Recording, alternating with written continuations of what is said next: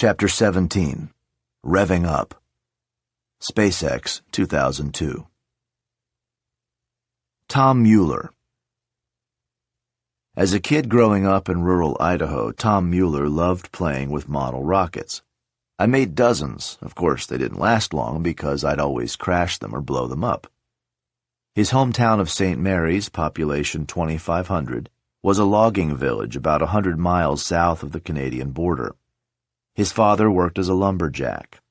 As a kid, I was always helping Dad work on his log truck, using the welders and other tools, Mueller says. Being hands-on gave me a feel for what would work and what wouldn't. Lanky and sinewy with a dimpled chin and jet-black hair, Mueller had the rough-hewn look of a future lumberjack. But inside, he was studious, like Musk. He immersed himself in the local library, devouring science fiction. For a middle school project, he put crickets inside a model rocket and blasted it off from his backyard to see what effect acceleration would have on them. He learned another lesson instead. The parachutes failed, the rocket smashed to Earth, and the crickets died. At first, he bought rocket kits through the mail, but then he began making his own from scratch. When he was 14, he converted his father's welding torch into an engine. I injected water into it to see what effect doing that had on its performance, he said. That's kind of a crazy thing. Adding water gives you more thrust. The project won him second prize at a regional science fair, which qualified him to go to the international finals in Los Angeles. It was the first time he had been on an airplane. I didn't come close to winning, he says. There were robots and stuff that other kids' fathers had built. At least I had done my project myself. He worked his way through the University of Idaho by spending summers and weekends as a logger. When he graduated, he moved to Los Angeles to seek work in aerospace. His grades had not been great, but his enthusiasm was infectious, and that helped him get a job at TRW, which built the rocket engine that took Neil Armstrong and Buzz Aldrin to the moon. On weekends, he would go to the Mojave Desert to test big homemade rockets with fellow members of the Reaction Research Society, a club of rocket enthusiasts founded in 1943. There, he partnered with a fellow member, John Garvey, to build what became the world's most powerful amateur rocket engine, weighing 80 pounds. One Sunday in January 2002, while they were working in a rented warehouse on their amateur engine, Garvey mentioned to Mueller that an internet millionaire named Elon Musk wanted to meet him. When Musk arrived, accompanied by Justine, Mueller was shouldering the suspended 80-pound engine as he tried to bolt it to a frame. Musk began peppering him with questions. How much thrust did it have? 13,000 pounds, Mueller answered. Have you ever made anything bigger? Mueller explained that at TRW he had been working on the TR-106, which had 650,000 pounds of thrust. What were its propellant fuels? Musk asked. Mueller finally quit bolting his engine so he could concentrate on Musk's rapid-shot questions. Musk asked Mueller whether he could build an engine as big as TRW's TR-106 on his own. Mueller allowed that he had designed the injector and igniter himself, knew the pump system well, and with a team could figure out the rest. How much, Musk asked, would it cost? Mueller replied that TRW was doing it for $12 million. Musk repeated his question. How much would it cost? Oh, my lord, that's a tough one, answered Mueller, who was surprised by how fast the conversation had gotten into specifics. At that point, Justine, who was wearing a full-length leather coat, nudged Musk and said it was time to go. He asked Mueller if they could meet the following Sunday. Mueller was reluctant. It was Super Bowl Sunday, and I had just gotten a widescreen TV and wanted to watch the game with some friends. But he sensed it was futile to resist, so he agreed to have Musk over.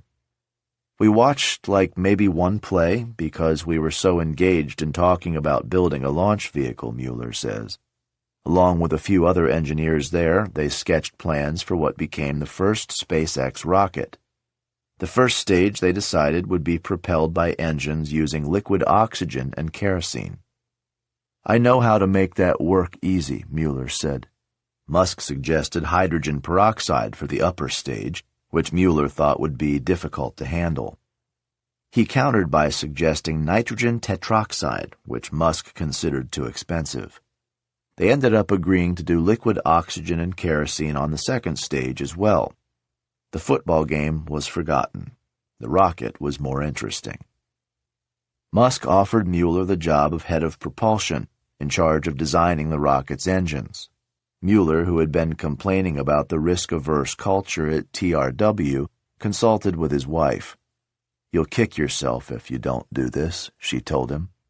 Mueller thus became SpaceX's first hire. One thing that Mueller insisted on was that Musk put 2 years' worth of compensation into escrow. He was not an internet millionaire, and he did not want to take the chance of being unpaid if the venture failed. Musk agreed. It did, however, cause him to consider Mueller an employee rather than a co-founder of SpaceX.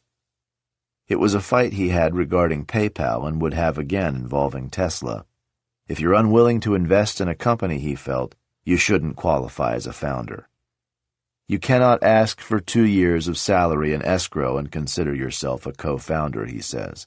There's got to be some combination of inspiration, perspiration, and risk to be a co-founder. Ignition.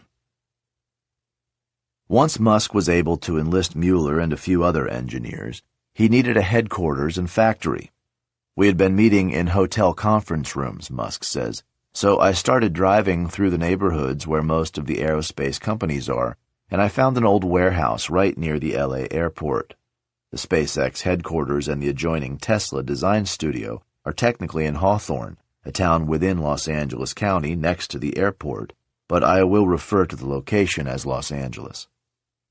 In laying out the factory, Musk followed his philosophy that the design, engineering, and manufacturing teams would all be clustered together. The people on the assembly line should be able to immediately collar a designer or engineer and say, "Why the fuck did you make it this way?"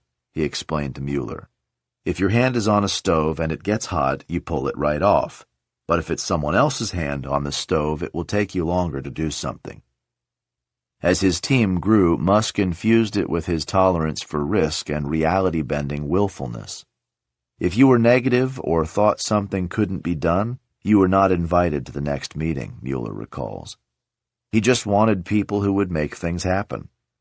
It was a good way to drive people to do what they thought was impossible, but it was also a good way to become surrounded by people afraid to give you bad news or question a decision.